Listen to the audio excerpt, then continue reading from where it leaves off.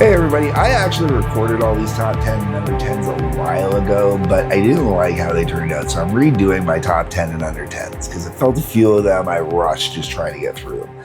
So, every week we're going to do at least one top 10 and under 10, and we're starting this week with Aerosmith. That's right, Aerosmith top 10 and under 10. And most of these are, for the most part, pretty standard.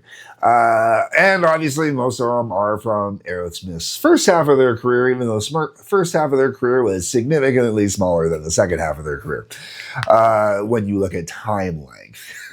Oh, man, the 70s were awesome. All right. Let's get into this. First song on my list. Now, these are in no particular order. A lot of times, I'm actually just going through the album catalog based on the year they were released or however they're sitting in my folders here. Okay, so Dream On, number one. Not their best song, not saying that. I'm just saying it's the first one I'm talking about. And Dream On, come on, how can you not love Dream On, man? Great song, the one Aerosmith ballad I truly do honestly enjoy. And I don't really consider it a ballad per se. Great performance from Steven Tyler on this one. The whole way around, just fantastic. Now, that being said, I actually prefer the version that is on the last Action Hero soundtrack that has the whole orchestra behind it and whatnot. It was done for an MTV award show, if I remember correctly. That was the pinnacle version of Dream On as far as I'm concerned. But the original version, you can't go wrong. After that, speaking of going with originals and the original album, whatnot, we're talking about Mama Kid, man. I love Mama Kid. Flat out, one of my all-time favorite Aerosmith songs. Cannot get enough of Mama Kid. You know, just got that great, fast, rapid, get into it kind of vibe. It just, killer. They don't make rock and roll like that no more. Then, Sweet Emotion. How can you not love Sweet Emotion, man? Just slide into it. Such a good groove. Just, cherry. Walk This Way. That is the drummer in me right there, man. That drum riff is great. That is one of the pinnacle drum riffs that drummers really should learn and work on. Great song. Okay, then we get into my actual all-time favorite Aerosmith song, Back in the Saddle. Oh my God. Love this song, and one of my favorite parts about this song is it's Brad Whitford that does the lead guitar on it instead of Joe Perry. Great tune. And I love that intro, you know, that boo-doo, boo-doo, boo-doo, boo-doo, I'm back in the saddle again. I'm back. Yeah, how can you not love that song, man? Like, just it's impossible not to. And not to mention, it's one of the greatest songs ever. If you're a dude getting over a breakup, you know that, like GNR's "Dead Horse," man, like my two favorite breakup songs.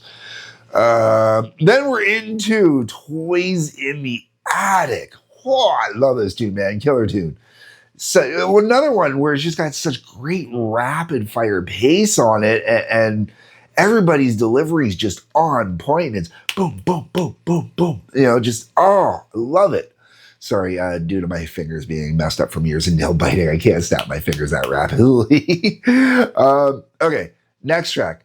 This one is one of the ones that would classify as a deep cut. Not everybody thinks about it, but I have always loved this ever since I got the Pandora's box set, and that is Bone to Bone, Coney Island Whitefish Boy. Now, if you know what this song is about, it is disgusting as hell. If you don't know what this song is about, it's about finding used prophylactics on the beach. If you need me to dumb it down even more than that, it's about finding condoms stood full of mango. All right. Love the tune. It's another one. It's got great groove to it. It's got good pace to it.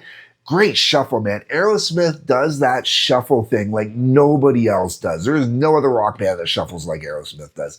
Love that shuffle they always put into their shit. Okay. Now, here's where we're going to have a little fun. This next track is going to surprise everybody. The movie. That's right. from Permanent Vacation, the movie.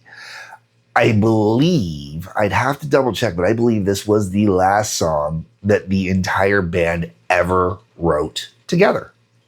Or at least were given full album credits together for. Like every member of the band all together gets a credit on this song. And I don't think that's happened since. I double checked. Sadly, I do not, or I shouldn't say sadly, I don't own Get a Grip, so I didn't check Get a Grip. I did double check on Nine Lives. I double checked the big ones for whatever songs I got in there. I double checked Pump. I don't have Push Play, so I don't know if there was one on there or not. I'm going to assume probably not.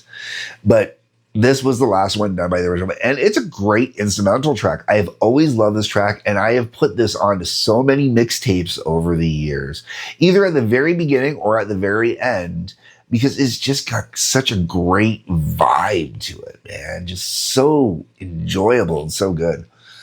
Okay, then next up, we got Last Child. But I specifically used the remix from Pandora's Box, not the original version.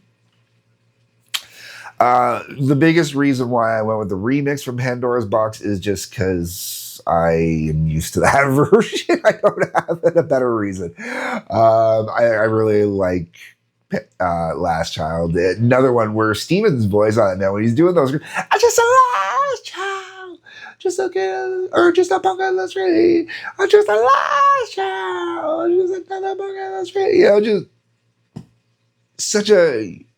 Those highs that he hits is just such a great thing. I can't believe his voice lasted as long as it did, you know, considering he was doing that back in the 70s and he had to keep doing it all the way through the 80s, the 90s, the 2000s. Like, I don't blame Aerosmith for having to retire from touring, and I really wish, as much as I'm not minding some of that new stuff they're doing with, what's his name there? I've talked about this dude and I can't think of his name at the moment. That new song that they did, as much as that's fun and whatnot, I really kind of wish they would have just stayed retired. That way Joe Perry could focus on either the Joe Perry Project or Hollywood Vampires. All right. Last song on here is from the Nine Lives album, and that is Taste of India. First off, I love the Nine Lives album. Covered that immensely when I reviewed it. The song Taste of India itself, I just love when they incorporate Indian sounds and instrumentation and vibes and whatnot into rock and roll. I think it works out so well. Been working since the Beatles were doing it back in the 60s, man. Just absolutely fantastic and totally enjoy it. Taste of India has been on so many mixtapes of mine over the years. It's a good tune, man. And it's got so much great delivery and whatnot on it. So real quickly, I'm just going to run this down one more time. We're talking about Dream On, Mamakin, Sweet Emotion, Walk This Way, Back in the Saddle, Toys in the Attic, Bone to Bone, Coney Island Whitefish Boy, The Movie, Last Child, and Taste of India. That for me is my perfect Aerosmith top 10. Let me know what your perfect Aerosmith top 10 is. That is what the comment section is for down below. Please drop me a line and let me know. I would greatly appreciate it. On your way down there, you'll see a couple links. Check those out as well. That would be great. Thank you. Otherwise, if you could hit that like button, the subscribe button, the bell for notifications, that subscribe button, please, folks, trying to get those numbers up. Otherwise, peace, love, take care.